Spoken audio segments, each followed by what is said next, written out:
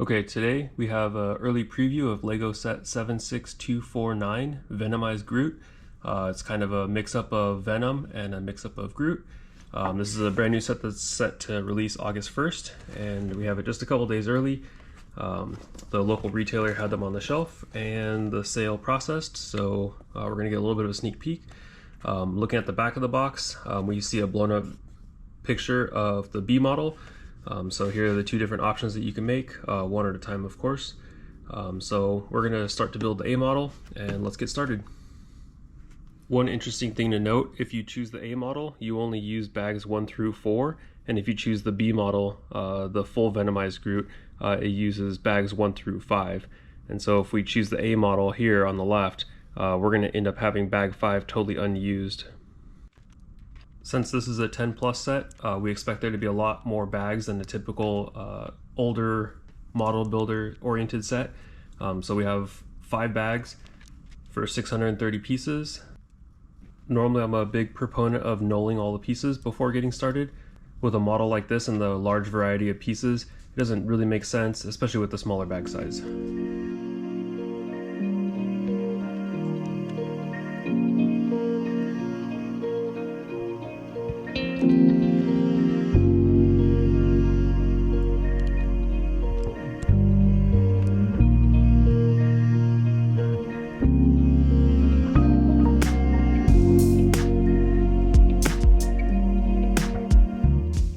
This is the progress after the first bag. We have a torso, and it looks like the top of 2 legs.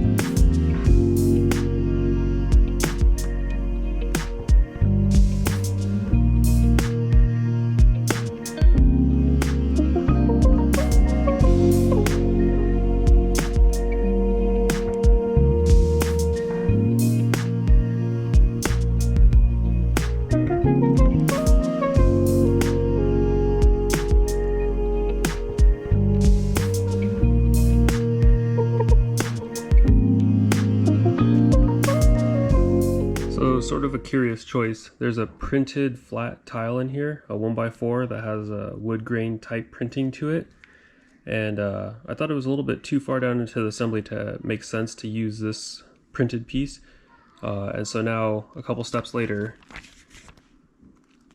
we see that it's totally buried inside. And now let's look at our assembly.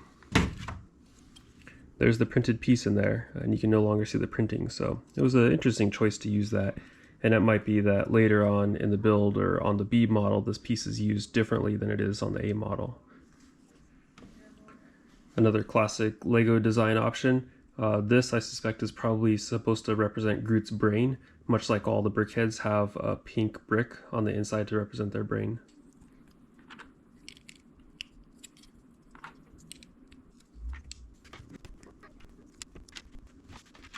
So I thought LEGO had miscounted the pieces. I appeared to be missing this tan piece right here. And after exhaustive searching, looking through the instructions, I found out that I'd put the tan over where the black was supposed to be.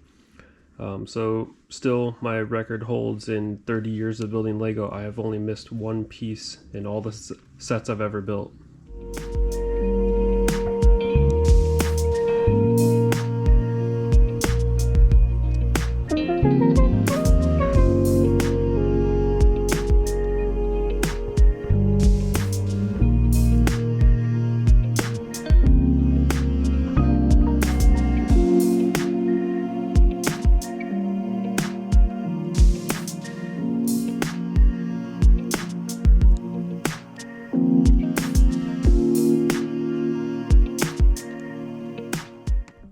This is the end of bag 3.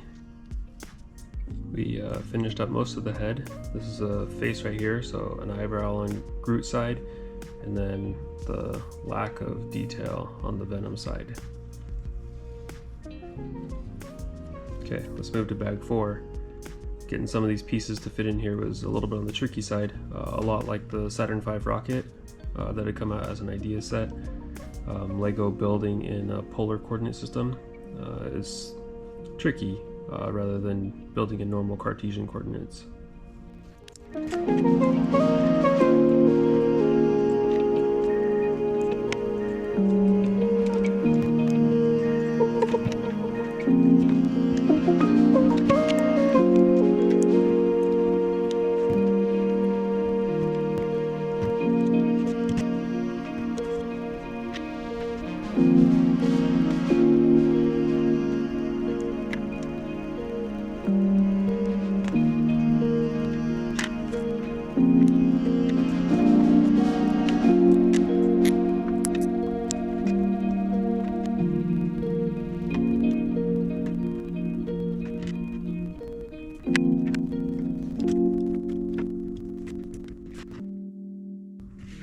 Overall, the details look really cool. There are stickers, which I didn't notice initially. They're kind of, you see them right here along the front of the face on the Groot side of the model.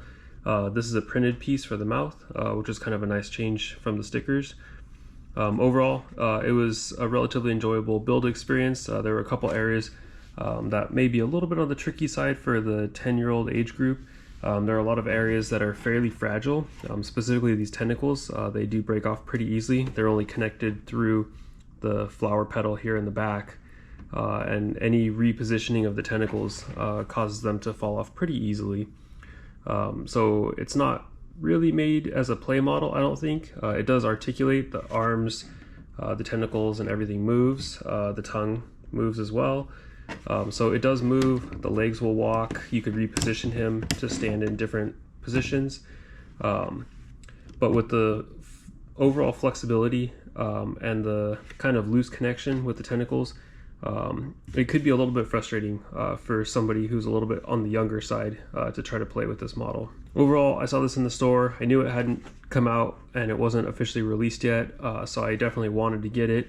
I think it looks really cool. It's one of those Lego sets where you end up purchasing it because it looks so ridiculous. And so I don't know a lot about Marvel or Guardians of the Galaxy, so it might be that this is an actual character in one of the movies or in one of the upcoming movies.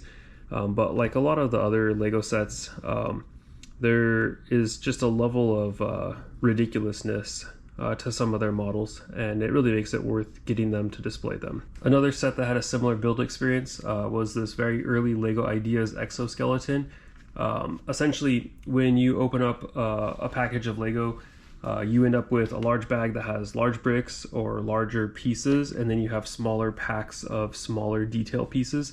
And the exoskeleton was a lot of little detail pieces, and they end up creating this large machine, but using all these small pieces. And Groot was similar in that regard, in that there are a lot of really small pieces, and so the smaller detail piece bags were a lot more than a typical set.